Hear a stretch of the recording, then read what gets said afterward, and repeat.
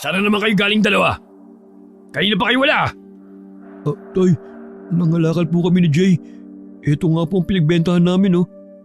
Ipinagmamalaki mo yung barya-baryang yan? Sa tingin niyo matutuwa na ako sa inyo sa lagay na yan? Wala talaga kayong kwenta, mga malas! Huwag naman po kayo magsalita ng ganyan, Tay. Pinaghirapan po namin yan ni Jeff. Bueno ngayon, sana hindi na lang kayo umuwi dito sa bahay. Magsilayas nga kayo sa harapan ko. Baka mamaya malasim pa ako eh. Hinila ni Jay ang kakambal palayo sa kanilang ama. Sa kanilang dalawa, ang kakambal ang pinakamaramdamin sa kanila. Bakas kagad sa mukha nito kapag masama ang loob niya. Namatay ang kanilang ina sa panganganak. Hindi inaasahan ng ama na kambal ang iluluwa na sanggol ng asawa. Makalipas lang ng ilang minuto pagkatapos manganak, nawala na ng buhay ang babae. Mula noon, sinisisi na ni Mang Leroy ang kambal sa pagkamatay ng asawa nito. Nagtungo na lamang sila sa likod ng bahay. May malaking bato roon na lagi nilang tinatambayan ng magkapatid tuwing umiiwas sila sa ama. Huwag mo nang pansinin si tatay. Lagi naman ganun yun eh. Kailan kaya magbabago si tatay? Magkakailan niya tayo sisisiin sa pagkamatay ni nanay? Lagi ko yung pinagdadasal na sana magawa na tayong mahalin ni tatay. Nasasaktan din ako sa paraan ng pagtataw niya sa atin, akala mo ba? Minsan, naisip ko na huwag lang umuwi dito sa bahay natin eh. Kesa naman araw-araw na lang tayong pinagsasalita ni tatay na masasakit na salita. Madalas pa nga tayong binubugbog kapag lasing siya. Saan naman tayo pupunta kung sakaling umalis tayo rito? Kahit saan. Basta malayo kay tatay. Nasasabi mo lang yan kasi nagtatampo ka kay tatay. Hindi ka pa nasanay. Simula bata tayo eh. Ganyan na siya sa atin. Maghanap kaya tayo ng trabaho. Yung pwedeng stay in para hindi na natin kailangan pang umuwi dito sa bahay. Pwede naman. Kaya lang, anong trabaho naman kaya ang pwede sa atin? Eh, hindi naman tayo nakatapos ng high school. Kahit ano. Magkargador kaya tayo sa pier. Ha? Nagbibiro ka ba? Sapat pati nating to? Makakaya ba natin yung trabaho bilang kargador? Sige nga, mag-isip ka ng trabahong babagay sa atin. Magtatanong-tanong tayo sa mga kakilala natin kung may alam silang trabaho na pwede sa atin. Sana nga makahanap na tayo sa mga susunod na araw. Ayoko na talaga rito sa bahay na to. Kung di tayo magagawang mahalin ni tatay, layasan na lang natin siya. Nagtanong-tanong nga ang kambal sa mga kapitbahay nila. Pero iisa lamang ang tugon ng mga ito sa kanila. Wala silang alam na trabahong pwede sa kanila. Bigong umuwi ang magkapatid. Pagdating sa bahay, hindi nila naabutan ang kanilang ama. Naisip nila, baka niyaya na naman ng mga kaibigan na mag-inuman. Sa isang linggo na pala ang birthday natin. Anong gagawin natin? Magsimba na lang tayo. Wala naman tayong panghanda eh. Buti kung bibigyan tayo ng perang panghanda ni tatay. Malala kaya ni tatay ang birthday natin sa isang linggo? Asa ka pa. Hayaan mo na. Ang mahalaga, magkasama tayo lagi. Malusog at walang sakit. Yun naman ang mahalaga, di ba? Oo, tama ka dyan. Gusto mo maligo na lang tayo sa ilog ngayon? Eh di ba, pinagbawal na tayong pumunta doon ni tatay. Wala na raw nagagawin sa ilog eh. Puti ba naman yung paliligo sa ilog eh, pinagbawalan pa rin tayo. Mabuti na yung sumunod na lang tayo, kaysa magalit na naman sa atin si tatay. Hindi na lamang umimik si Jeff, pero baka sa kanya ang matinding pagkadismaya. Niyaya na lang siya na kapatid na maglaro sila ng suka, na madalas nilang laruin kapag nasa bahay. Doon lang gumaan ang pakiramdam ni Jeff at napangiti na rin. Araw-araw din ay umiikot sa buong bayan ng kambal para maghanap ng trabahong mapapasukan. Ngunit tuwi na ay bigong umuwi ang magkapatid sa kanilang bahay. Sumapit ang ika-21 kaarawan ng magkapatid. Kagagaling lang nila sa simbahan bago umuwi ng bahay nila. Naabutan nilang naroon ang ama at matalim silang sinulipan. Saan na naman ba kayo galing? Bis na bis kayo ah. Ay tay, galing po kami sa simbahan. Birthday po kasi namin ngayon. Ano sabi mo? Birthday? Sino ba sabi sa inyo na may birthday kayo? Hoy, kayong dalawa. Araw to ng pagkamatay ng nanay nyo. Wala kayong karapatan magdiwang. Lagi niyong tatandaan na ang araw na to ang pinakamalungkot na pangyayari sa buhay natin. Wala talaga kang respeto sa nanay nyo.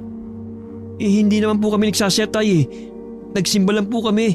Hindi naman po namin nilalapastangan ang alaala ni nanay. Imbis na kung ano-ano inaatupag nyo. Pinagtirik nyo sana ng kandila sa sementeryo ng nanay nyo. Hindi yung kayo pa ang nagsimba. Pupuntahan na lang po namin siya mamaya. Dapat lang. Hanggang nabubuhay kayo. Lagi niyong alalahanin ang pagkamatay ng nanay nyo. Dahil kayong dahilan ng mga ganyang pagkawala sa mundong to. Hanggang kailan niyo ba kami sisisihin sa pagkamatay ni nanay? Jeff, huwag ka na sumagot. Tayo na sa sementeryo. Sumusobra na kasi siya eh.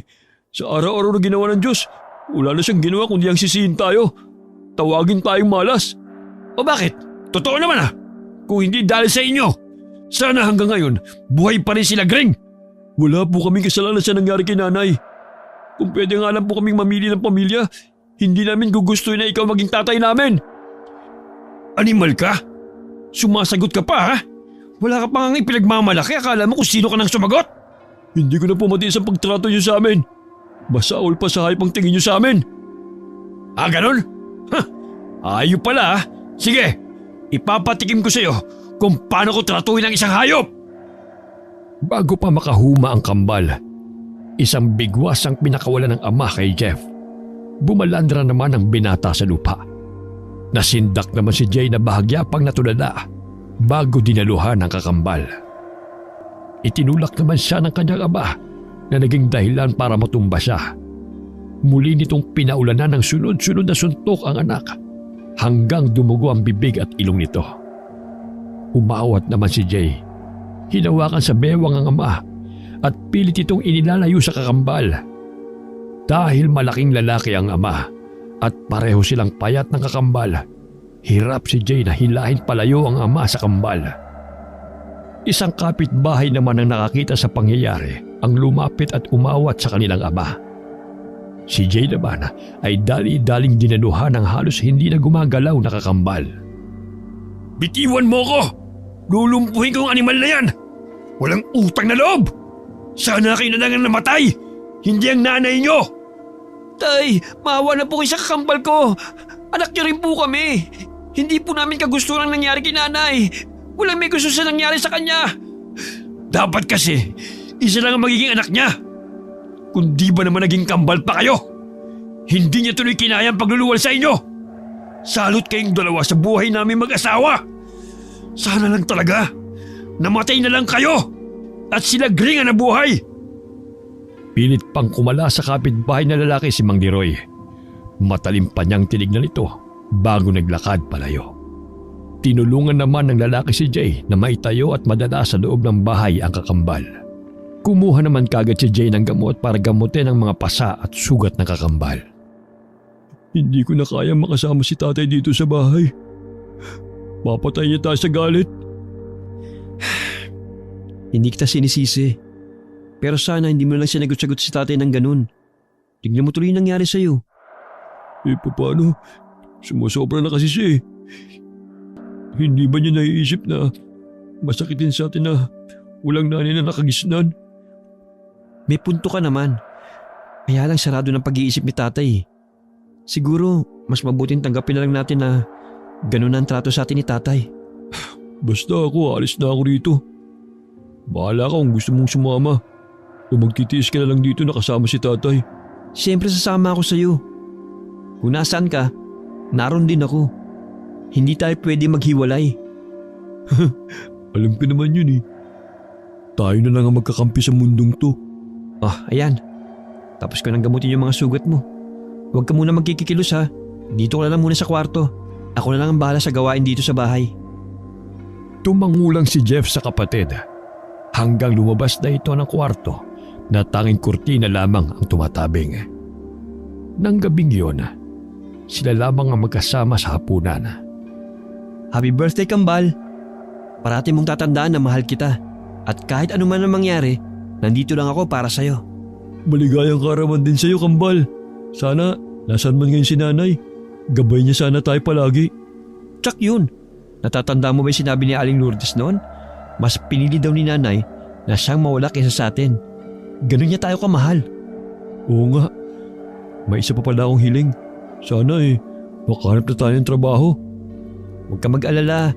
Pasasan ba makakahanap din tayo ng trabaho. Sana nga.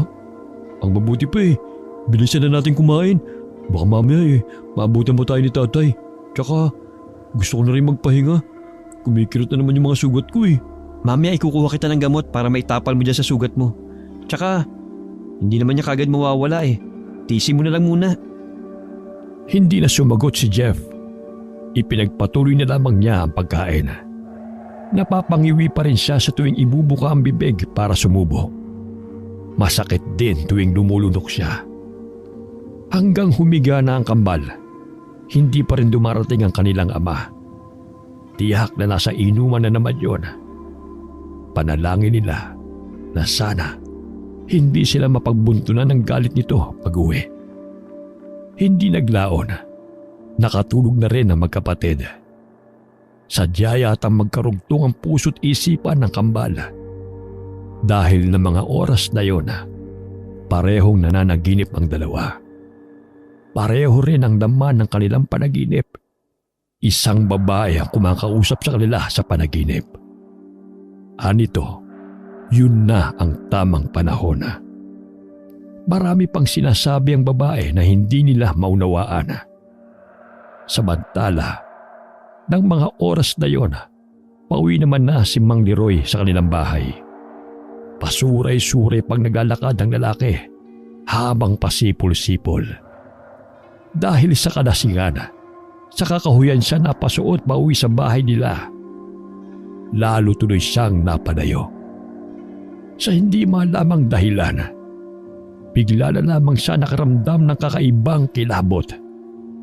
Uminto siya sa paglalakad at nagpapaling-paling ng tingin. Sino nandyan? Lumabas ka kung ayaw mong mapasama!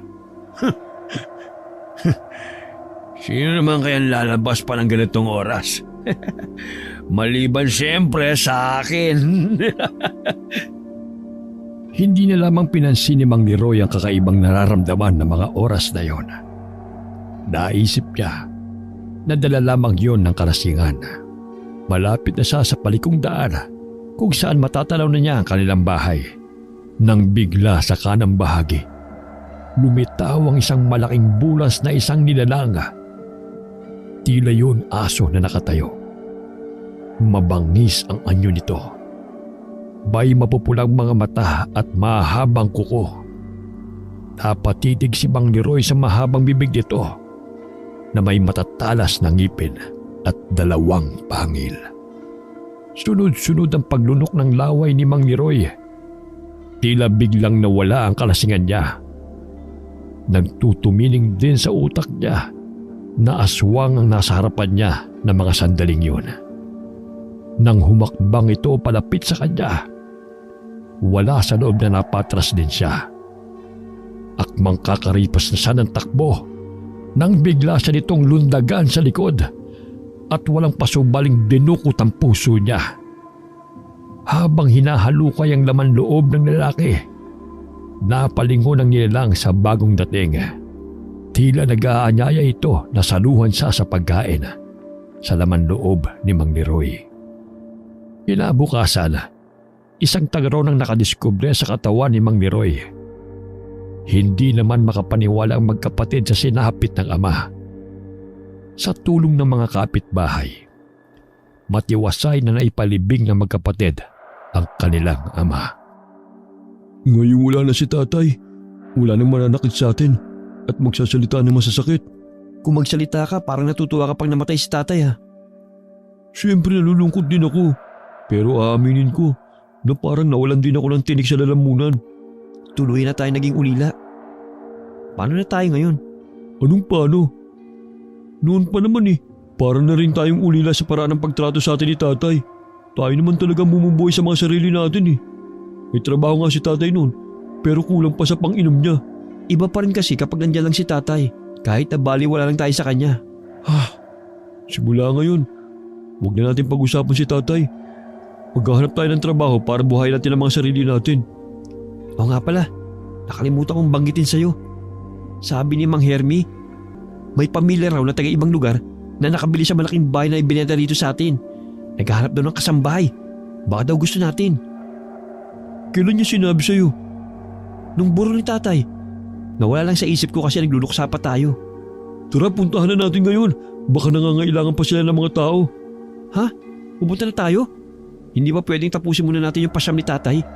Bakit pa? Sayang ang pagkakataon na makahanap tayo ng trabaho. Kaya nga lang eh. Huwag ka na mag-isip pa. Pwede naman tayo sumaglit sa araw na yun sa sementeryo para ipagtirik ng kandila si tatay. O sige na nga. Sana lang eh, hindi pa sila nakakakuha ng mga kasambahay. Nang araw na yon, nagbihis ng maayos ang magkapatid at tinungo na nila ang bahay na nangangailangan ng kasambahay. Pagdating sa malaking bahay, agad silang nag-doorbell at si Mang Hermie ang nagpatuloy sa kanila. Doon din pala nagtatrabaho ang matanda bilang hardinero ng pamilyang bagong may-ari ng bahay na yon. Buti naman at pumunta kayo rito. Wala pa silang nakukuhang kasambahay kasi puro babae nag-a-apply. Gusto ko ng pamilya lalaking kunin kasi mabibigat ang trabaho rito. Ganun po ba? Sana po matanggap kami. Kailangan po talaga namin ng trabaho eh. Ngayon wala na si tatay. Kailangan na po namin tumayo sa sarili namin pa. Panalangin ko din na sana matanggap kayo. Kahit sa ganitong paraan man lang makatulong ako sa inyo magkapatid. Lalo't wala na ang inyong ama. Kaya nga po niyaya ko agad si Jay na pumunta rito eh. Baka kasi maunahan pa kami. Pwede naman kako kami magluksa kahit nagtatrabaho. Oo naman. Maiintindihan naman yung sigurado ng inyong ama. Maiba nga pala ako.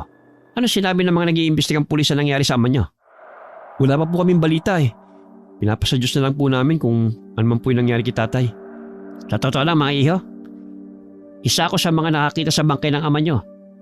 Maraming haka-haka sa totoong salarin sa pagkamatay ng ama nyo. Isa na ako ron na may sariling paniniwala. Ano pong ibig nyo sabihin, Mang Hermie? Para kasi hindi taong may gawa nun sa ama nyo. Para bagang gawa ng isang mabangis na hayop. Wala naman pong mabangis na hayop ang naninirahan sa lugar natin. Yun na nga Kaya naisip ko na baka aswang ang may gawa nun sa ama nyo. Aswang po? Hindi naman po totoo ang mga yun. Oo nga naman Mang Hermie. Panakot lang yun ng mga matatanda eh. Tsaka wala pa naman po nakakapagpatunay kung totoo ba ang mga nilalang na yun. Pero ako'y naniniwala na totoo sila. Minsan na kasi ako nakakita ng aswang noon. Kaya ako nasabi na maaaring aswang pumatay sa inyong ama. Talaga po? Oo, iyo. Minsan ikukwento ko sa inyong karanasan kong yon. Sa ngayon, ayusin nyo na muna ang mga sarili nyo. Titignan ko lang si Mama Aurora kung gising na. Sabay namang tumango ang magkapatid. Iniwan muna sila roon ni Mang Hermie. Si Jeff naman ay inabala ang sarili sa pagtingin sa mga nagagandahang iba't ibang halaman sa paligid. Si Jay naman ay nahulog sa malalim na pag-iisip dahil sa mga sinabi ni Mang Hermie. Nang mapansin ni Jeff ang pagkatulala ng kakambal, bahagya niya itong tinapik sa balikat. Ayos ka lang ba? Iniisip ko kasi yung mga sinabi ni Mang Hermie. Asus, yun lang ba? Kalimutan mo na yung mga sinabi niya. Wala naman siyang katunayan sa mga sinasabi niya eh. Baka nga gawa-gawa lang niya yun na may nakita siyang aswang. Paano nga kung mamaya na lang tayo mag-usap? Parating na ulit si Mang Hermie at kasama na ata yung amo. Sinundan naman ni Jay ang tinignan ng kakambal. Palapit sa kanila ang isang babae na nakasuot ng puting long sleeves at paldang itim. Nakapuso din ang buhok nito at may suot na salamin. Wala man lang kangiti-ngiti ito sa labi. Habang palapit, pakunot naman ang pakunot ang noo nito. Hanggang makalapit, tinignan sila nito mula ulo hanggang paa. Si Mang Hermie naman ay nanatiling nakatayo sa likuran ng babae.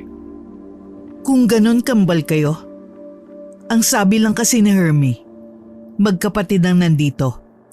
Ang totoo niyan isa lang talaga ang kailangan kong kasambahay. Ma'am, mawalang galang na po. Hindi po kasi pwedeng isa lang ang makapasok sa amin sa trabaho. Nangako po kasi kami sa isa't isa na lagi kami magkasama. Kung isa lang po ang kailangan nyo, salamat na lang po. Aalis na lang po kami. Teka lang, wag mo muna akong pangunahan. Wala pa ako nagiging pasya. Alam ko ang mga kambal, hindi talaga napaghihiwalay. Kahit hanggang kamatayan. Bueno, dahil kambal kayo at ayaw niyo maghiwalay, tatanggapin ko kayo pansamantala. Tsaka na ako magdedesisyon kung hahayaan ko kayong magtagal dito. Kailangan ko muna kasing maobserbahan ang trabaho nyo. At saka kailangan ko rin itong ipaalam sa pamilyang pagsisilbihan nyo. Talaga po, ma'am. Naku, maraming salamat po. Pagbubutihin po namin ang trabaho namin dito. Dapat nyo lang pagbutihin. Dahil kapag may nakita akong maliit na pagkakamali, palalayasin ko kayo agad dito. Maliwanag naman siguro. Tsaka mahigpit ang magiging amo ninyo. Kaya kailangan makapasa din kayo sa kanila. Pagbubutihin po namin para hindi kami mapahiya sa inyo. O ikaw, bakit hindi ka yata nagsasalita dyan? Ay, nasabi na po ng kakambal kong lahat. Pero nagpapasalamat din po ako sa inyo. Huwag po kayo mag-alala. Pagtatrabaho po kami mabuti sa inyo. Mabuti naman kung ganon. Teka lang, nabanggit na sa akin ni Hermie ang mga pangalan ninyo. Pero meron ba kayong palatandaan? Para hindi ako malito? Meron po. Si Jeff po, may nunal sa ilalim ng ilong niya. Samantalang ako po wala. Medyo may kaputian din po siya. Samantalang ako po kayong manggi. Naman ako po sa tatay namin. O siya, si Hermie na ang bahalang magpaliwanag sa mga gagawin nyo rito sa bahay. Kung may iba pa kayong mga katanungan, sabihin nyo lang sa kanya. At oo nga pala, sa lahat ng ayaw ko, yung makupad sa trabaho at mahuhuli kong nagpapahinga. Maliwanag ba yon? Sabay namang sumagot ang kambal. Tinitigan muna sila ni Aurora bago sila iniwan. Makahulugan din itong tinignan si Mang Hermie. Nang makalayo ang babae, saka naman sila hinarap ni Mang Hermie. Makinig kayong mabuti sa mga sasabihin ko ha. Tsaka tandaan nyo kaagad. Ayaw kasi ni Ma'am Aurora yung paulit-ulit ang pagtuturo. Ano po ba ang gawain sa bahay na ito? Kailangan alas 4 pa lang gising na kayo. Unahin nyo muna ang paglilinis ng sala at kusina. Basta buong bahay. Pero naman tayong kusinera, kaya hindi kayo magluluto. Pagkatapos sa labas naman ng bahay. Napansin nyo naman siguro na napakalaki ng bahay na ito. Bali may 10 sila dito na kailangang malinis lagi. Medyo may kabigatan din ang gawaing bahay. Kaya nga hanap nila lalaking kasambahay. Si Ma'am Aurora lang po bang nakatira dito? Siya ang mayordoma sa bahay na ito. Tuwing Biyernes ng gabi, umuwi ang buong mag-anak. Lunes naman ng umaga sila lumuluwas. Paalala lang mga iho, kapag nandito ang pamilya Santiago, iwasan nyo makagawa ng kapalpakan. May pagkasalbahay kasi ang mga ugali nila. Pero kung gusto nyo talaga ng trabaho, pagtiyagaan nyo lang yung ugali nila. Tumangulang ang kambal sa mga sinabi ni Mang Hermie. Pagkatapos silang tanungin kung mayroon pa silang katanungan. Sinamahan naman sila dito sa kanilang mga silid sa likod ng bahay na yon. Magkatabi lang ang silid na naroon. Nakaasya lang ang higaan. Inayos lamang nila ang mga dalang gamit bago sinimulan ang trabaho. Si Jay ay sa mga kwarto sa itaas naglinis, samantalang si Jeff naman ay sa unang palapag. Nakilala na rin nila ang kusinera. Matipid itong ngumiti sa kanila. Nasa 30 anyos na ang babae at may katabaan rin. Sa bawat silid na pinapasok ni Jay, labis ang kanyang pagkamangha sa mga gamit na naroon. Lahat kasi ay kayamanan ng may tuturing. Maingat niyang pinupunasan ang mga gamit at saka maingat na ibinabalik sa lalagyan nito. May mga silid din na puro antigo ang mga kasangkapan. Nang sumapit ang tanghalian, tumigil muna sila sa paglilinis. Pinatawag na kasi sila para mananghalian. Magkakaharap silang 4. Silang kambal, si Mang Hermie at Aling Loida. Si Ma'am Aurora ay hindi nila kasabay sa pagkain. Akala ko madali lang maglinis, hindi pala. Ang dami ko pang kailangan linisin sa taas. Kapag natapos ako, tutulungan kita para mabilis. Salamat. Sa atin, ikaw maliksing kumilos. Medyo naninibago pa ako, pero kaya ko naman ang trabaho. Bilisan niyong kumain. Pahinga lang kasi natin ay pagkain. Bawal din na mabagal. Inoorasan din kasi tayo ni Ma'am Aurora. Ganun po ba? Ang higpit po pala niya. Ginagawa lang niya ang trabaho niya. Basta kapag ganitong oras ng pagkain, damihan niyo ng kumain. Minsan kasi kapag nandito ang mag-anak, kahit oras na ng pagkain, hanggat wala silang inuutos, hindi pa tayo pwedeng kumain. May tanong lang ako, Mang Hermie. Sa kwento niyo sa pamilyang nakabili ng bahay na to masama talaga ugali nila. Bakit po nagtitiis pa kayo rito? Ayos naman kasi ang pasahod nila eh. At saka, dalawa na kasi ang nagkukuloy sa mga anak ko. Mabuti nga tinanggap nila ako dito kahit matanda na ako eh. Si Ma'am Aurora ang tumanggap sa akin dito. Sinubukan niya muna ako kung talagang marunong ako sa paghahalaman. Eh nakapasa naman ako. Ayaw nga sana ng pamilya ng amo natin dahil gusto nila bata. Pero mabuti na lang eh, nakinig sila kay Ma'am Aurora. Pagbubutihin po namin yung trabaho namin dito para hindi kami mapalis. Alam niyo naman po na wala kaming tinapos. Kaya hirap din po kami makahanap ng matinong trabaho. Tama yan. Tsaka pwede naman kayo magbalik eskwela kung gugustuhin nyo eh. Mga bata pa naman kayo. Eh mag-ipon lang muna kayo. Naisip ko nga po yan kanina habang naglilinis ako sa taas. Ayoko pong habang buhay na lang na manilbihan. Wala namang masamang mangarap. Nasa pagpupursige nyo yan. Mga sarili nyo lang naman ang binubuhay nyo eh. Kaya tingin ko eh, kaya nyong abutin ang mga pangarap nyo nang walang hadlang. Sa kwentuhan ng tatlo, panakanakang sumasali si Aling Loida. Minsan, nagbibigay rin siya ng sariling opinyon. Nang makatapos sa pananghalian, kanya-kanya na silang balik sa kanilang pwesto at trabaho. Patang-pata ang katawan ng kambal ng gabing magpapahinga na sila. Wala na sana silang balak maghapunan. Pero pinilit lang sila ni Mang Hermie. Sa hapunan, silang tatlo lang ang magkakasabay. Napag-alaman nilang uwian pala si Aling Loida. Sa inuko pa nilang silid, pareho na silang nakahiga pero mga mulat pa rin ang mga mata. Bakit hindi ka pa natutulog? Akala ko ba pagod ka? Pagod nga ako. Pero hindi pa ako makaramdam ng antok eh. Kailangan natin magpahinga ng maaga. Biyernes bukas, darating na mga amo natin. Oo nga pala no. Ngayon pala kinakabahan na ako. Ano kaya magiging reaksyon nila kapag nakita nila tayo? Malalaman natin bukas. Lalo ka na. Sanay ka pa naman na tanghaling nang bumangon. Gisingin mo ako ha. Huwag mo akong iiwan dito. Oo naman. Sige na, matulog ka na. Tumalikod na sa kanya si Jeff. Maya-maya lang, mahimbing na ang tulog ng dalawa. Muli, dinalaw sila ng isang panaginip. Nang magising sila, hindi na nila maalala ang pangyayari. Bakit may mga galos ako sa katawan? Baka nakuha mo nung naglilinis ka. Hindi mo lang namalayan.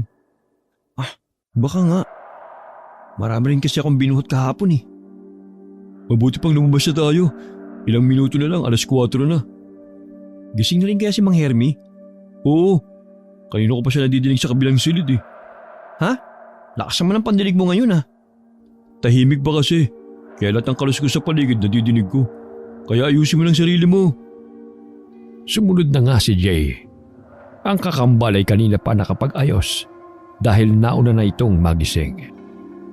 Paglabas ng kanilang silid, dumiretso kagad sila sa may kusina. Naabutan nila roon si Mang Hermie. Binati ito ng kambal ng magandang umaga na bumati rin naman sa kanila pabalik. Mabuti naman at maaga kayo nagising ngayon. Kumusta naman ang naging tulog nyo? Hindi ba kayo namahay? Hindi naman po. Itong si Jay. Nahirapan pong makatulog kagabi dahil sa pagod. Pero kalaunan nakatulog din po kami ng mahimbing. Mabuti naman kung ganon. Magkape na kayong dalawa. Dito pala tinapay lang ang almusal. Mamayang tanghali pa tayo makakain ng kanin. Mamaya pa rin kasi darating si Lloyd Okay lang po. Sa bahay nga po namin minsan wala pa kaming almusal Buti nga po dito may tinapay at kape. Alam nyo mga iho, hindi lingid sa akin na sinasaktan kayo ng ama nyo nung nabubuhay pa siya. Lagi rin niyang sinasabi sa mga tao na kayo ang may kasalanan sa pagkamatay ng nanay nyo. Kaya ako'y naaawa sa kalagayan nyo. Dangan nga lang wala rin akong magawa. Katulad ng iba nyong kapitbahay. Nasanay na po kami ganun si tatay. Bugbog na po ang katawan namin sa kanya. Busog din po kami sa mura at masasakit na salita niya. Imbis na mabuting pangaral. Gaya ng nabanggit ko sa inyo, pag-igihan yung trabaho nyo rito. Kapag nakaipo kayo, pwede kayo magbalik eskwela. Apo, tatandaan po namin yan. O siya, bilisan na natin mag-almusal para makapag-umpisa na tayo ng trabaho. Kailangan matapos na natin ang lahat ng gawain bago pa dumating ang pamilya Santiago. Tumalima naman ang kambal. Binilisan na nila ang paghigop ng kape at pagkain ng tinapay. Dahil madilim pa sa labas ng bahay, Sa loob muna gumawa si Mang Hermi, katulong nila. Ultimo mga kisame at dingding ng bahay ay kailangan nilang punasan. Lahat ng sulok ng bahay, kailangan walang alikabok o agyo na makikita si Aurora. Dahil kung hindi, pauulit niya yun sa amin. Nang magliwanag naman, ang malaking swimming pool naman sa likod ng bahay ang nilinis ng kambal. Palapit na magtanghalian, pero hindi pa rin dumarating si Aling Loida. Nang magkaroon ng pagkakataon, nilapitan nila si Mang Hermi sa gilid ng bahay kung saan nagtitrim ito ng mga halaman. Bakit po kaya wala pa si Aling Loida? Hindi ako sigurado pero sa tingin ko hindi na yung babalik pa. Bakit naman po? Baka natakot dahil darating ang amo natin. Sobra po bang lupit ang mga amo natin? Ang totoo niyan nananakit sila minsan. Kaya ang may papayo ko sa inyo, iwasan nyo sila kapag nandito sila. Ibig kong sabihin, lumapit lamang kayo kapag tinawag kayo. Basta kung nasaan sila, wag muna kayong gagawa doon. Kapag ganyan po sila, talagang lalayasan sila ng mga kasambahay nila. Ganyan talaga ang ibang mapipera. Nakakalimutan nila maging makatao sa kapwa nila. Buti po nakatagal kayo dito. Kailangan alang-alang sa mga anak ko. Ang totoo niyan, wala silang alam sa tunay na kalagayan ko rito. Ayokong ipaalam sa kanila para hindi sila mag-alala. Mabilis lang naman ang panahon. Pasasaan ba't makakatapos din sila sa pag-aaral nila? Yun lang kasi tanging may papamana ko sa kanila. Napakabuti niyo pong ama. Sana ganyan din po si tatay nung nabubuhay pa. Ang mabuti pa bumalik na tayo sa pwesto natin. Baka makita pa tayo ni Mama Aurora na nagkukwentuhan. Pati si Mang Hermi madamay pa. Ang mabuti pa sa basement naman ng bahay kayo maglinis. Hindi nyo pa yata yung napupuntahan Hindi pa nga po. Sige po, doon po muna kami maglilinis. Mamaya na lang po ulit. Tinungo nga ng magkapatid ang basement. Nang buksan nila ang ilaw, tumambad sa kanilang napakaraming kalat at alikabok. Parang taon na rin nang may maglinis doon. Naalala nila bigla na kailan nga lang pala nabili ang bahay na yon. Inumpisa na nilang linisin ang lugar na yon. Inilagay na rin nila sa garbage bag ang mga gamit na sa tingin nila hindi na kailangan. Dahil walang bintana, tagaktak na ang pawis na magkapatid. Bilisan na natin. Para akong kakapusin ng hininga rito. Tsaka, nagugutom na rin ako. Iniisip ko nga kung paano tayo kakain Wala naman si Aling Loida. Oo nga pala Paano nga kaya yun? Ang mabuti pa bilisan na natin dito para makalabas na tayo. Nang makatapos sila roon, pinatay na nila ang ilaw at saka isinara ang pinto. Si Jay na lang ang naglabas ng mga basurang naipon nila sa basement. Pabalik na sana siya sa loob. Nang matanaw sa kabilang kalye ang isang matandang babae na may belong itim. Nakatingin ito sa kanya. Parang pamilyar ang mukha nito. Pero hindi lamang niya maalala kung saan niya ito nakita. Isang busina ang nagpabalik kay Jay sa kasalukuyan. Pumahangos namang lumapit si Mang Hermi sa gate at binuksan yon. Tumulong na rin si Jay sa pagbubukas ng gate. Tumungo pa si Mang Hermi nang dumaan ang magarang sasakyan sa harapan nila. Ginaya rin ni Jay ang matandang lalaki. Pagkatapos doon, isinira na nila ang gate. Sila ang mga amo natin. Humanda ka kasi sigurado ipapatawag tayo ni Sir Juanito. Kinakabahan po ako.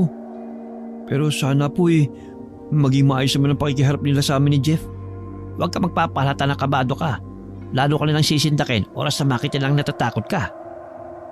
Tinapik-tapik pa ni Mang Hermi ang balikat ni Jay bago sabay na silang naglakad pabalik ng bahay. Nawala na rin sa isip ng binata ang nakitang matandang babae kanina. Inabala na lang ulit ng kambal ang mga sarili sa mga gawaing bahay. Hindi pa kasi sila pinapatawag. Napag-alaman din nila na si Aurora muna ang namahala sa pagluluto dahil tuluyan nang hindi nagpakita si Aling Loida. Bandang 3:00 ng hapon nang ipatawag sila. Ang buong pamilya ni Juanito ay nasa sala. Nakaupo ang asawa niya sa pang-isahang upuan habang nakatingin sa kanila. Ang 3 anak naman ng mga ito ay magkakatabing nakaupo sa mahabang sofa. May mga pilyong ngiting nakaguhit sa labi ng mga ito. Tansya ng kambal, ang lalaking anak ay matanda lamang ng ilang taon sa kanila. Samantalang ang 2 babae ay marahil hindi nalalayo ang edad sa kanila. Nakatayo sila ng tuwid sa harapan ng amo nilang lalaki habang mataman ang titig sa kanila. Kambal pa lang tinanggap mong kasambahay, Aurora. Okay naman bang trabaho nila dito? Kahapon lang po sila nag-umpisa, sir. Sa obserbasyon ko po maayos naman sila magtrabaho. Mabuti naman kung ganon. Dahil sa lahat ng ayaw ko, yung tatamad-tamad at sinasayang lang ang pinapasahod ko. Bakit nga wala pa pala si Loida? Sir, hindi na po siya bumalik ngayong araw. Wala naman po siyang sinabi kahapon. Ano ba yung mga kinukuha mong mga kasambahay? Mga walang kwenta. Pasensya na po, sir. Maghahanap na lang po ulit ako. Hindi na kailangan. Hindi naman kami laging nandito Ang importante lang, laging malinis itong buong bahay. Kayong gambal. Hindi ko na kayo tatawagin sa mga pangalan ninyo. Para naman kayong pinagbiyak na bunga Kambal na lamang itatawag ko sa inyo. Sabay na sumagot ang kambal. Marami pang sinabi ang kanilang amo. Puro opo naman ang naging tugon nilang lahat. Pagkatapos, bumalik na sila sa kanilang trabaho. Nang gabi na, patungo sana sa kusina si Jeff nang mapadaan sa opisina ng kanilang amo. Nakaawang iyon, kaya kitang-kita niya kung paano murahin at itulak si Aurora. Galit na galit ang kanilang amo rito. Ang babae naman ay nanginginig sa takot habang nakayuko lamang. Umalis na lamang siya bago pamamalaya ng mga ito na naroon siya. Gabi, nagpapahinga na ang kambal sa kanilang silid. Nang sunod-sunod na may kumatok sa kanilang pintuan, si Jeff ang tumayo para buksan yun. Si Mang Hermie ang napagbuksan niya. Napansin kagad ng binata ang labis na pag-aalala sa mukha nito. May problema po ba, Mang Hermie? Kani-kanina lang nanggaling dito yung anak ko para kunin yung sahod ko. Meron siyang ikinuwento. May natagpo na naman daw bangkay dito sa lugar natin. Kapareho daw ng pagkamatay ng ama nyo. Mabuti pa ho pumasok na muna kayo. Mukhang mahaba-haba magiging kwentuhan natin. Napansin pa ng kambal ang pangangatal ng matandang lalaki habang umuupo sa gilid ng kanilang higaan. Tumaas baba rin ang dibdib nito. Alam na daw po ba kung sinong salarin? Hindi pa. Pero hindi mawala ang takot sa dibdib ko para sa mga mahal ko sa buhay. Bigla tuloy sumagi sa isip ko yung nakaraan. Yung aswang na naman po ba? Hindi po yung totoo. Alisin niyo na po sa isipan niyo na aswang ang may gawa ng pagkamatay ng ama namin at doon sa bagong biktima. Iba kasi ang kutob ko Pero sana nga, mali ako ng hinala. Lagi pa namang gabi kung umuwi ang 2 kong anak na galing sa eskwelahan nila. Kung lagi niyo pong iniisip na totoo ang mga aswang, tinatakot niyo lang po ang sarili niyo. Kayo rin po bumabagabag sa sarili niyo Baka mamaya hindi pa kayo makapagtrabaho ng maayos niyan. Tama ka nga, iho. Hindi ko lang kasi talaga maiwasan na mag-alala Binilinan ko na nga lang yung anak ko kanina Napaalalahanan ng mga kapatid na huwag nang lalabas ang bahay tuwing gabi. Mang Hermie, matanong ko lang pala, hanggang kailan po dito yung mga amo natin? Isa pa nga sa inaalala ko Magtatagal daw sila ng 1 linggo rito.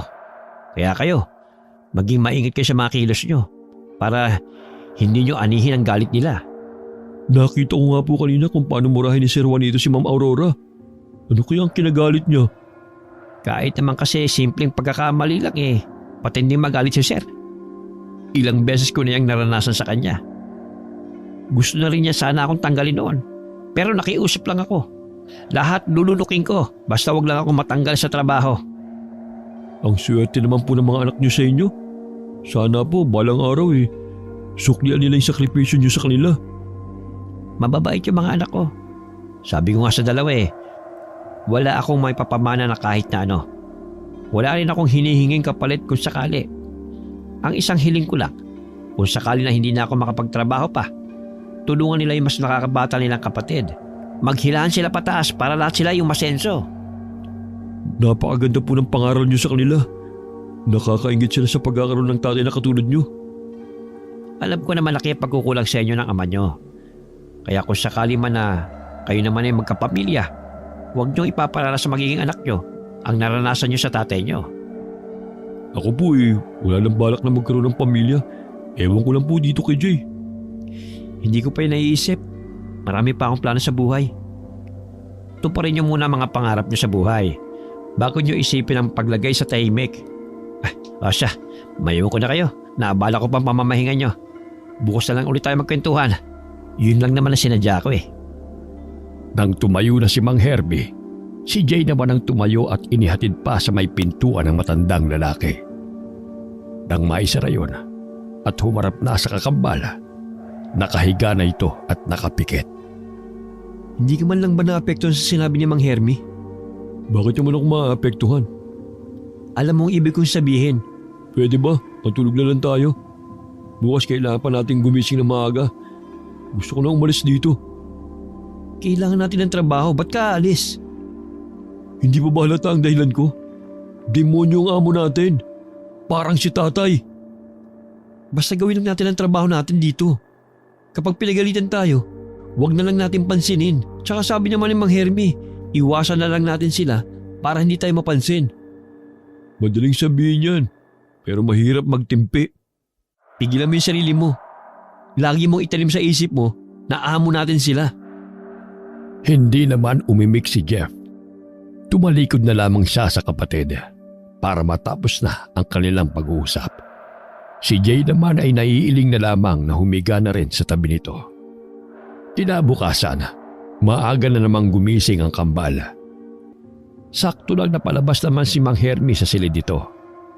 Gumiti pa sa kanila ang may edad ng lalaki at binati naman nila ito. Sabay na rin silang nagtungo sa kusina para magkape. Si Mang Hermie na rin ang gumagawa sa kusina bago nito simulan ang gawain sa hardin. Mabuti po marunong kayo sa kusina. Ewan naman. Simula na mabiyudo ko na maaga Ako na ang gumagawa ng mga dating ginagawa ng asawa ko. Pati nga paglalaba ako na rin ang gumagawa. Dahil maliit pa ang mga anak namin noon. Tapos na po ako magkape. Umpisa ko na po maglinis para matapos kagad. Nasundan pa ng dalawa ang papatalikod na binata. Hindi rin napigilan ni Mang Hermie ang magkomento tungkol dito. Kahit para kayong pinagbiyak na bunga, mapapansin pa rin na meron kayong pagkakaiba Lalo na sa kilos at pag-uugali. Si Jeff po ang unang nilabas ni nanay noon. Pero ayaw niya pong magpatawag ng kuya. Minuto lang daw po kasi pagitan namin Siya rin po yung mas seryoso sa aming dalawa. Madali rin po siya magtampo. Halata naman Ikaw kasi palangiti ka kahit hirap sa buhay. Oo nga pala, matanong ko lang. Wala na ba kayong alam kung may iba pang kamag-anak ng nanay niyo? Wala po nababanggit si tatay na nabubuhay pa siya. Bakit niyo po naitanong? Bigla ko lang naisip. Baka kako may alam ko yung kamag-anak ng nanay niyo. Kasi tatay niyo uli lang lubos na yan Wala rin siyang kapatid. Ayos lang naman po kung wala na kaming kamag-anak. Sanay na naman po kaming dalawa lang ni Jeff na magkaramay. Sa bagay, pero yung mga paalala ko, isipin niyo rin ang kinabukasan niyo. Wala namang masama kung mangangarap kayo. Hindi pa naman huli ang lahat. Lagi ko nga pong iniisip yung mga sinasabi niyo Pero si Jeff po parang kontento na kung ano po yung kalagayan namin ngayon. Di ikaw na lang ang tumupad sa mga pangarap mo. Malay mo, kapag nakita niya ang malaking pagbabago sa iyo, gayahin ka na rin niya. Gumiti lamang si Jay sa may edad ng lalaki. Baya-baya, nagpaalam na rin siyang maglilinis na muna sa likurang bahagi ng bahay. Naging abala ang maghapon na yon sa kambal. Halos hindi na nga sila magpangita. Hapon na doon nang ipatawag sila ng kanilang amo. Labis ang gulat nila sa sinabi nito. Si Jay ang nagkalakas loob na salungatin ang gustong mangyari ng amo. Samantalang tahimik lamang si Jeff. Sir, hindi po kami pwede maghiwalay ng kakambal ko. Bakit naman hindi pwede? Magkadikit ba mga puso niyo? Para hindi kayo pwede maghiwalayan? Hindi naman po sa ganoon. Kaya lang po pareho po kami nag-apply ng trabaho dito. Isa na nga ang kailangan namin. Total lang kasi si Aurora para tanggapin kayong pareho. Hindi ko kailangan ng dalawang kasambay sa bahay ko, kundi isa lamang. Kaya kailangan kong tanggalin ang isa sa inyo. Sir, maawa na po kayo. Huwag niyo po kaming paghiwalayin. Gagawin po namin lahat para huwag niyo pong tanggalin ang isa sa amin. Hindi ka ba makaintindi ha? Isa nga lang ang kailangan kong kasambahay. Wala akong pambayad sa isa sa inyo. Kaya nga kailangan tanggalin ko ang isa sa inyo. Sir, kahit maghati na lang po kami sa isang sahod, basta huwag niyo lang pong tanggalin ang isa sa amin. Maawa na po kayo. Kailangan po namin ng trabaho Pero gusto rin po namin na magkasama. Sige, pahig ako sa isang sahod lang ang matatanggap nyo. Ibang klase talaga kayong kambal. Di bali nang walang sahod ang isa sa inyo, basta't magkasama pa rin. Maraming salamat po, sir. Maraming pong salamat sa inyo. Nang makatalikod ng kanilang amo, noon lamang nagsalita si Jeff. Kuyum din ang mga kamao nito at masamang tinitigan ang papalayong amo. Halatang gusto lang tayong lamangan sa sahod. Sana hindi ka pumayag. Gusto mo ba maghiwalay tayo? Isa sa atin ang tatanggalin niya.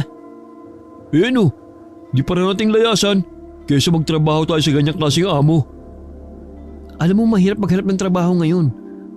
Wala kang gustong tumanggap sa atin kasi wala nga tayong tinapos. Pasalamat na nga lang tayo dahil tinanggap nila tayo. Huwag lang siyang tutulad kay tatay. Sinasabi ko sa'yo, hindi ko yung palalampasin. Huwag kang magsalita ng ganyan. Iwasan mo pumasok sa kahit anong problema. May impluwensya silang tao. Baka kung anong gawin nila sa atin. Hindi sumagot ang kakambal sa sinabi niyang iyon.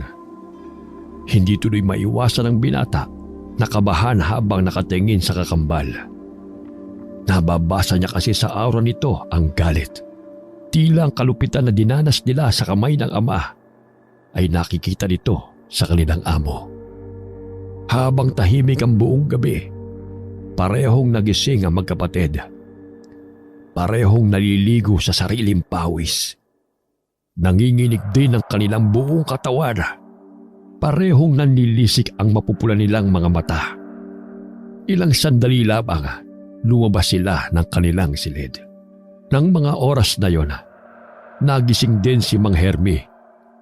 Maalinsangan ang pakiramdam niya ng mga oras na yon. Kakaiba rin ang kaba niya sa dibdib. Tila ba mayroon na namang mangyayari na masama ng mga oras na yon. Hanggang sumapit ang umaga, hindi na nakatulog ang lalaki. Naabutan niyang nasa kusina na ang kambal. Aba, nauna pa kayo sa akin rito Hindi na po kasi kami nakatulog, kaya pumunta na lang po kami dito. Ganun ba? Ako nga rin Nagising ako ng alanganing oras. Hindi na rin ako nakatulog. Ikaw Jeff, kung ang pagod na pagod ka, parang namumutla ka ata. Kulang lang po ako sa tulog, kaya parang matamlay ako. Huwag niyo na lang po akong pansinin. Meron po kasi pinapatapos sa akin ng mga damo sa likod nitong bahay. Tumango na lamang si Mang Hermi sa kanya. Napasulya pa sa kape na hindi nito nagalaw. Natigilan siya bigla na makita ang refleksyon ni Jay sa tasa.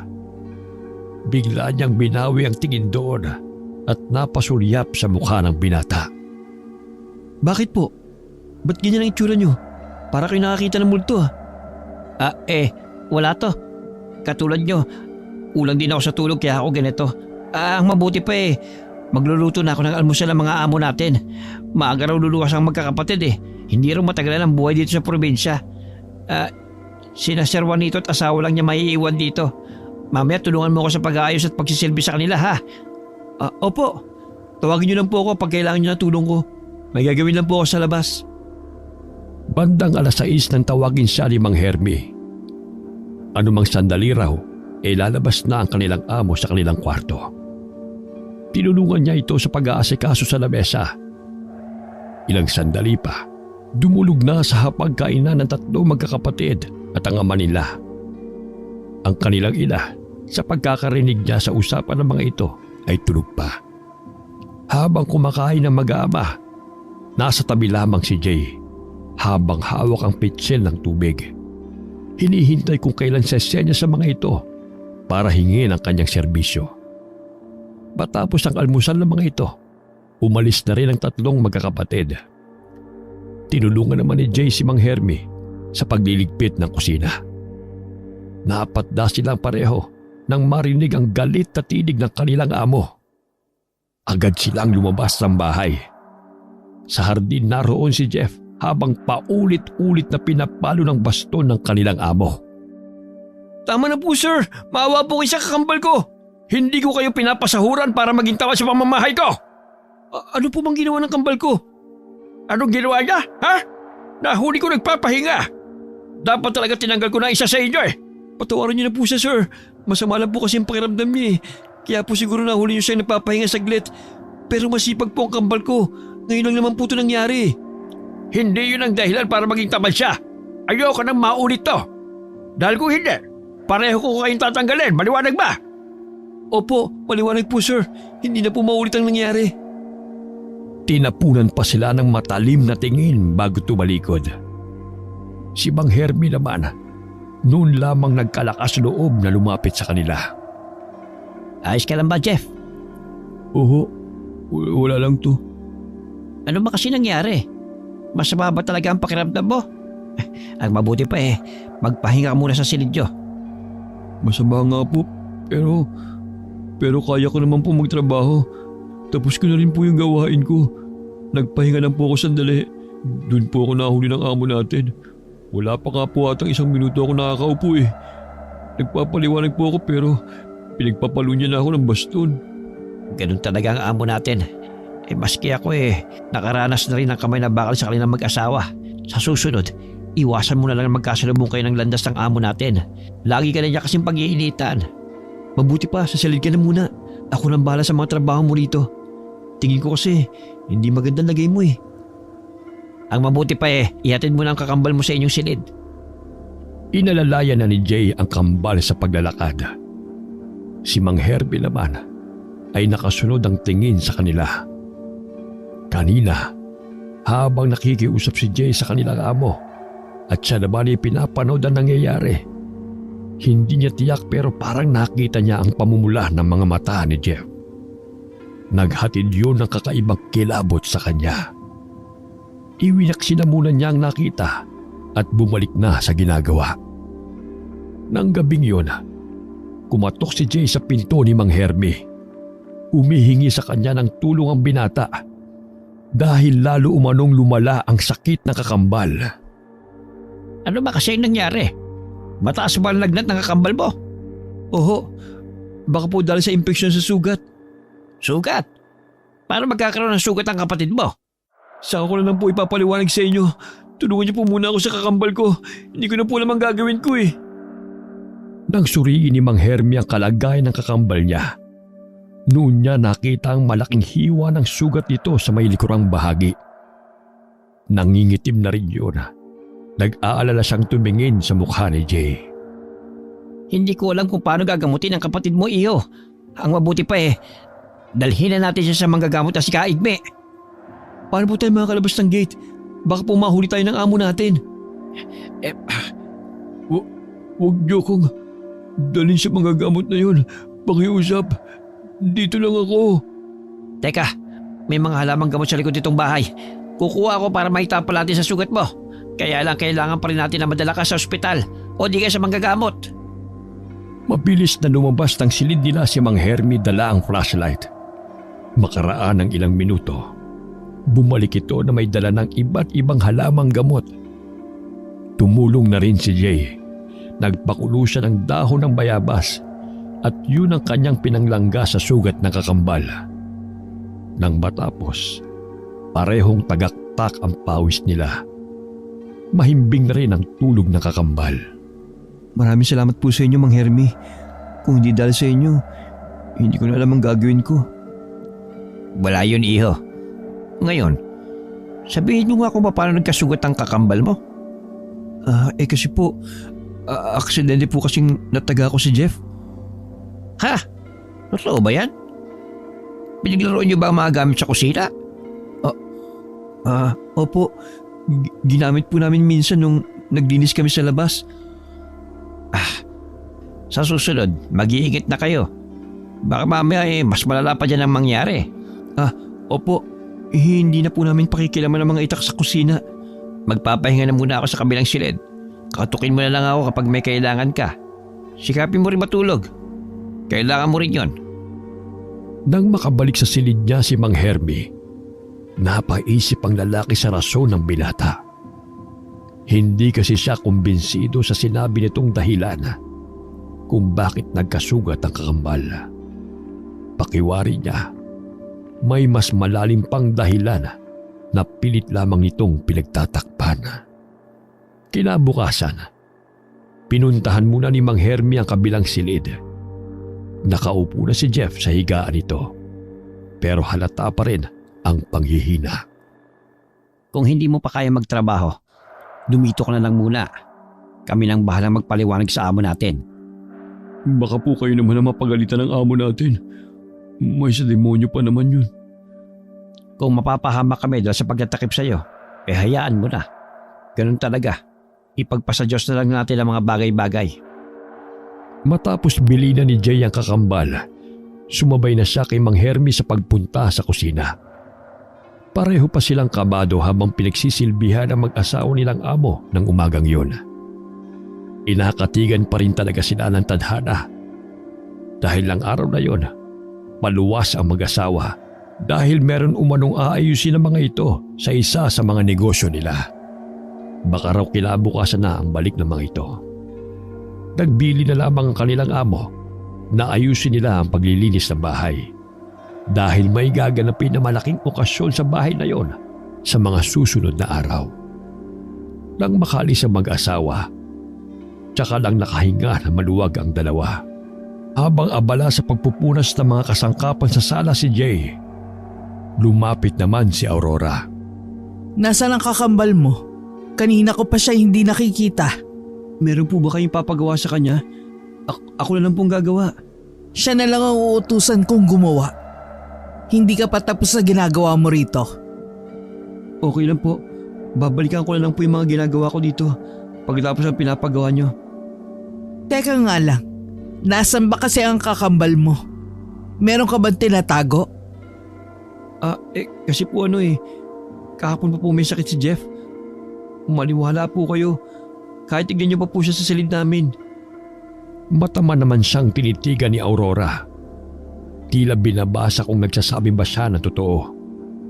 Sinamahan pa ni Jay ang babae sa silid nila ng kakambal. Naabutan naman nilang nakahiga si Jeff. Napabalikwas pa ito ng bangon nang bigla silang pumasok. Dire-diretsyong lumapit sa kanya si Aurora at hinawakan ang kanyang noo.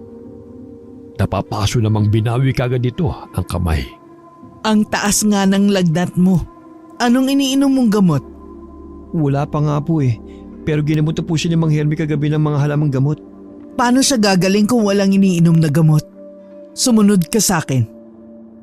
Agad namang sumunod dito ni Jay pagkatapos iwanan ng makahulugang tingin ang kakambal.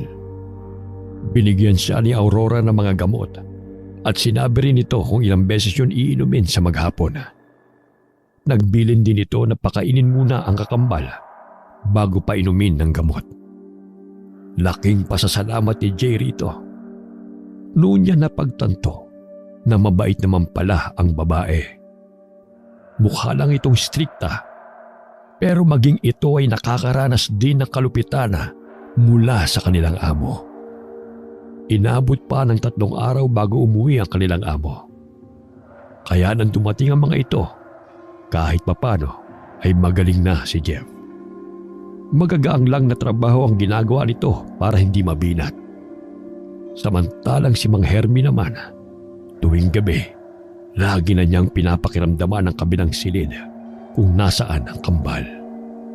May palagay kasi siyang may lihim siyang matutuklasan sa mga ito. Pagpatak ng hating gabi, nakarinig si Mang Hermi ng mga kaluskos. Dahan-dahan siyang bumangon at sumilip sa bintana. Ganoon na lamang ang panlalaki ng mga mata nang makita ang nakakakilabot na tanawin sa labas. Nang dumating ang umaga, tila wala sa sarili si Mang Hermi. Makailang beses tuloy siyang nasigawan ng amo nitong lalaki. Ano bang katakahan niyan, Hermi? Para kang lutang Pasensya na po kay sir, hindi na po mauulit. Hindi na dapat talaga maulit ang mga kapalpakan mo. Dahil sa susunod, tatanggalin na kita. Mabagal ka lang ang kumilos eh. Puro pakapalpakan ang gagawin mo dito sa bahay ko.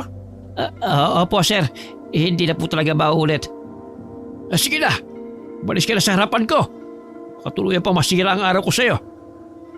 Mabilis na tumalikod si Mang Hermie. Nagtataka naman na nasundan na lang siya ng tingin ni Jay. Kanina pa niya napapansin ang pagkabalisa ng lalaki. Makailang beses din itong tila natutulala tuwing lalapitan niya.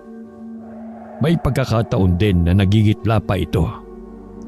Nang hapong yun, nagpaalam siya na sasaglit sa labas para bumili ng abono para sa mga alagang halaman. Agad naman siyang pinayagan ng mga amo. Pagkatapos ngang bumili, sumaglit siya sa kanilang bahay. Napag-alaman niya sa mga anak na meron na namang natagpo ang bangkay ng tao. Kapareho di umano yun ng mga naunang katawan. Hindi na niya napigilang ipagtapat sa panganay ang kanyang natuklasan sa bahay ng kanyang pinagtatrabahuhan. Pinayuhan siya nito na umalis na bago pa malagay sa peligro ang buhay niya. Sinabi naman niya na hihintay na lamang niya ang sahod bago umalis. Tutal ilang araw na lang naman yon. Pagdating sa malaking bahay, masinsin ang kinausap ni Mang Hermie, si Aurora. Ano? Bakit bigla-bigla naman yata? Hindi pa naman po ako alis sa araw na ito. Ihintay ko muna ang sahod ko. Hindi mo na ba kayang kademonyohan ng mga amo natin? Akala ko ba kaya mong tiisin ng lahat alang-alang sa mga anak mo?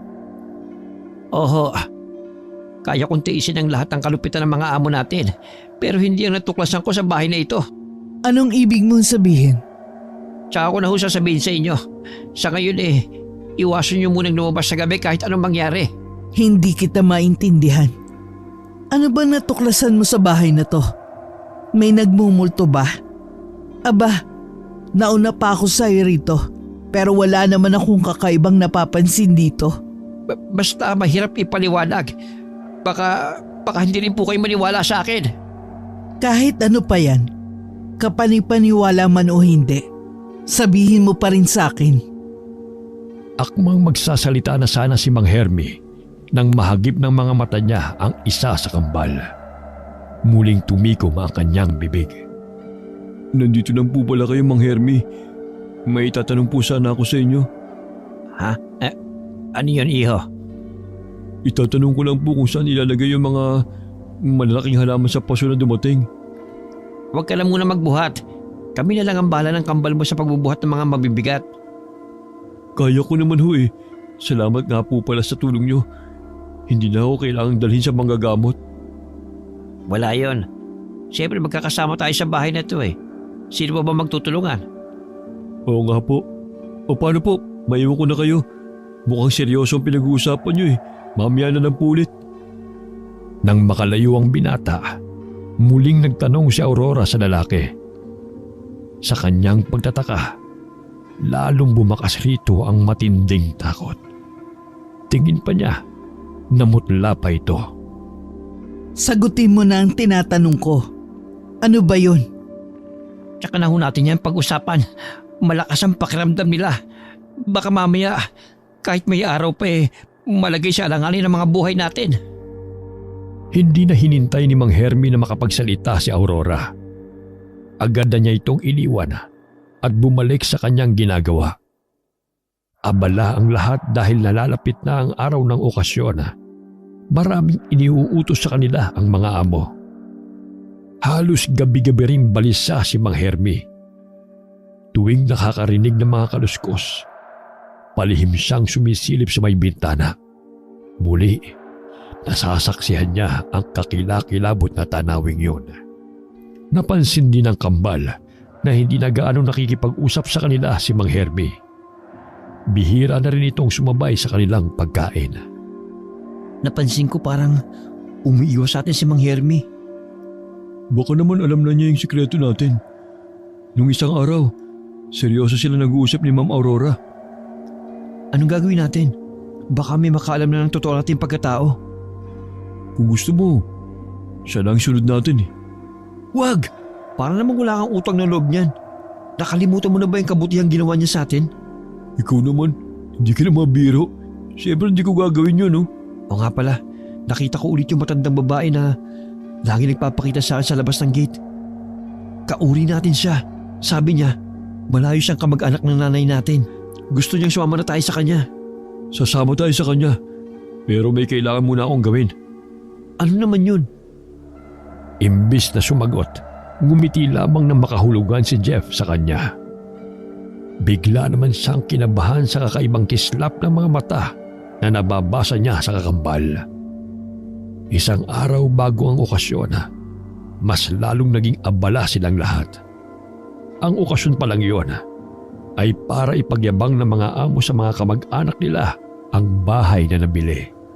Maghahating gabi na silang nakatapos sa pag-aayos. Napansin ni Mang Hermie na nagmamadali na ang magkapatid na makaalis. Kahit na sinisidla ng matinding takot, dala ng kuryosidad, sinundan niya ang magkapatid hanggang sa tapat ng silid ng mga ito. Nakita niya mismo kung paano nagpalit ng anyo ang mga ito at isang alulong ang pinakawalan. Aakalain ng ibang mga karinig na mula lamang yun sa pangkaraniwang aso.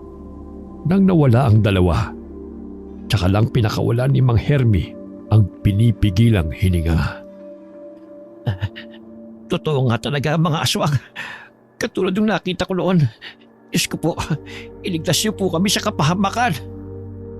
Nangangatal ang buong katawan ni Mang Hermie habang naglalakad pabalik sa malaking bahay. Sa kusina siya naglagi. Doon na lamang niya hihintayin ang pagbukang liwayway. Dumating ang araw ng okasyon. 50 katao lamang ang inaasahan na magiging bisita. Umupa na lamang ng mga tao ang kanilang mga amo para mag-asikaso sa mga bisita. Sila naman ay nakatoka sa kusina sa paghuhugas ng mga plato. Mamaya, dito lang kayo sa kusina. Ayoko makikita kayo ng mga bisita ko. Maliwanag naman siguro yan. Kayong kambal, magbihis ka kayo ng maayos. Hindi para mga basa ng mga damit nyo. Pasensya na po kayo. Ito na po kasi ang pinakamaayos namin damit. Eh ano gusto nyo mangyari? Pahiramin ko kayo ng damit? Para na magmukha kayong tao? Kayo ha? Huwag kayo magpapakita sa mga bisita mamaya. Nakakahiya kayo. Napayuko na lamang ang kambal sa tinura na yon ng amo. Hindi na rin sila sumagot pa. Baka kasi lalong uminit pa ang ulo nito sa kanila. Gabi. Dumating na ang lahat ng bisita. Nasa isang sulok lang ang magkapatid at lihim na nagmamasid sa paligid. Samantalang si Mang Hermie naman ay kanina pa balisa. Muntik pa niyang mabangga si Aurora nang hindi mapansin ang pagdating nito. Ano ba nangyayari sa'yo ha? Kanina ko pa napapansin na para kang hindi mapakali. Umayos ka. Baka mapansin ka ni Sir. Lahat tayo damay-damay kapag nagkataon. Kinakabahan po kasi ako eh. Malapit na maghating gabi. Eh ano ngayon? Ngayon pa nga lang nagkakasayahan ng mga bisita. Ano ba kasing kinatatakutan mo? Si Sir Juanito, papalapit dito sa atin. Anong ginagawa nyo rito? Maayos ba lahat? Yung mga pagkain at inumin ng mga bisita? Okay naman po ang lahat, Sir. Pinag-uusapan lang po namin kung ano pa yung pwedeng idagdag. Iyakin nyo lang na matutuwa ang mga bisita ko ngayong gabi. Alam nyo na siguro mangyayari kapag may reklamo ako narinig sa kanila. Opo, alam na po namin yun. Bumalik na kayo sa mga pwesto nyo. At ikaw Hermie, sa kusina ka lang. Huwag ka pahara-hara sa mga bisita. Opo sir, babalik na po ako sa kusina. Nang tumalikod na ang kanilang amo, nasundan pa nila yon ng tingin na papuntang opisina nito. Hindi ito nilulubayan ng tingin ni Mang Hermie, kaya nahuli niya pa ang pagsunod ng isang kambal rito. Napaantanda na lamang si Mang Hermie, sabay sulyap sa malaking orasan sa dingding. Nakita naman ni Aurora ang pagsunod ng isang kambal sa amo nila. Akmang susunod din siya nang pigilan siya ng lalaki. Huwag na, hayaan mo na lang siya. Anong hayaan? Hindi pwede. Di ba sabi ni Sir, hindi pwede dito ang kambal? Baka makita ng mga bisita ang ayos nila. Sumunod pa talaga kay Sir. Kapag nagkataon, malilintikan tayo. Makinig ka sa akin. Huwag ka nang mangialam pa kung ayaw mong mapahamak. Ikaw, Hermie, kung ano-ano yung lumalabas sa bibig mo. Baka gusto mo isumbong kita kay Sir. Ikaw ang bahala. Total aalis na rin naman ako sa bahay na ito. Sinabi ko naman sa'yo, nasahod lamang ang hinihintay ko. Dapat nga nakalis na ako Kaya nga lang inakiusap ko na tapusin ko muna ang okasyon. Nagpalinga-linga pa sa paligid si Mang Herbie. Nakita niyang abala ang mga bisita. Ang ilan ay nagsasayaw pa sa saliw ng isang musika. Hinila niya sa likod ng malaking halaman ng babae. Nakita rin nila ang among babae na papunta sa opisina ng asawa. Kailangan na nating makalis sa lugar na ito. May palagay ako may masamang mangyari ngayong gabi. Ang kambal, hindi sila pangkaraniwang tao. Mga aswang sila. Ano? Aswang? Nakainom ka ba? Kumuha ka ba ng alak para sa mga bisita? Hindi po, ma'am. Maniwala kayo sa akin. Totoong sinasabi ko. Sila rin ang nasa likod ng pagkamatay ng ama nila at ng iba pang mga tao sa lugar na ito. Pwede ba kung gusto nyo nang umalis? Huwag na lang kayong gumawa ng kwento. Aba, aswang? Hindi ako ipinanganak kahapon. Hindi na naituloy ni Aurora ang iba pang sasabihin nang malakas na sigaw ang narinig nila. Kasunod noon ang pagkabasag ng salamin.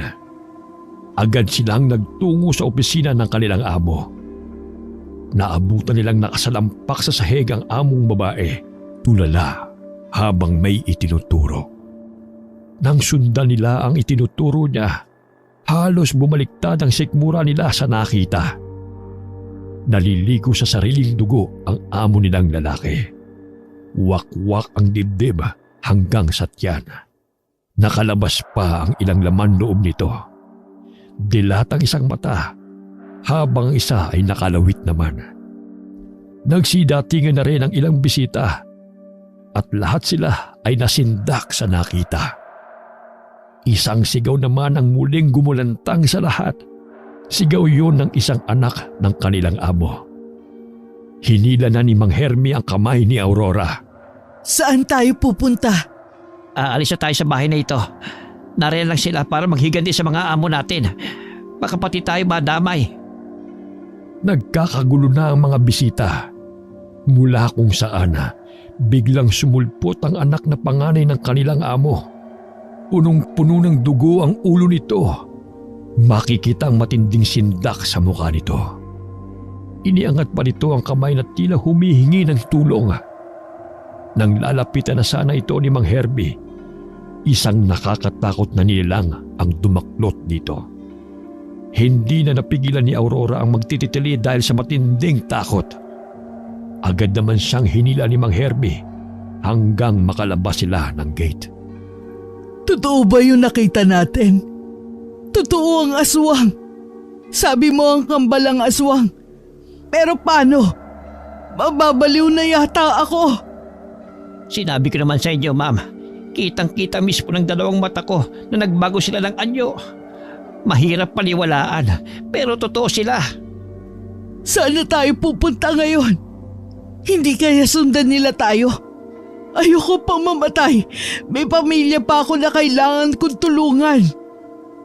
Sana naman ay huwag nila tayo sundan. Naging mabuti naman tayo sa kanila. Sana maalala ng kambal ang kabutihang ginawa natin sa kanila. Hermie, may matandang babae sa daan. Tila ipinako sila sa kanilang kinatatayuan. Hindi sila makakilos. Basta na lang silang nakatingin sa matandang babae. Mukha itong pulubi dahil sa ayos nito. Blanko rin ang mukha nito. Mula kung saan lumabas ang kambal. Punong-puno ng dugo ang paligid ng bibig ng mga ito, maging ang gula-gulanit na mga damit. Blanko ang tinging ibinigay ng mga ito sa kanila. Nang lumakad palayo ang mga ito, noon lang pinakawala ng dalawa ang kanina pang pinipigilang paghinga. Sabi na nga be, marunong din tumanaw ng utang na loob ang kambal. Dahil sa pangit na karanasan, kaya siguro nila nagawa yon. Mula ng gabing yon, wala nang naging balita sa kambal. Inilihim na rin ni na Aurora ang kanilang mga nasaksihan tungkol sa kanila. Isa lang ang nakaligtas sa pamilya ng kanilang amo. Wala namang nasaktan sa mga bisita ng gabing yon.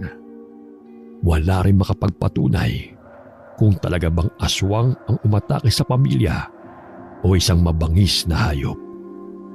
Mula rin ang gabing yon, wala nang tumira sa malaking bahay na yon.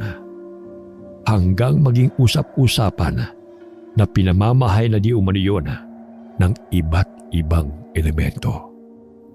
Wakas.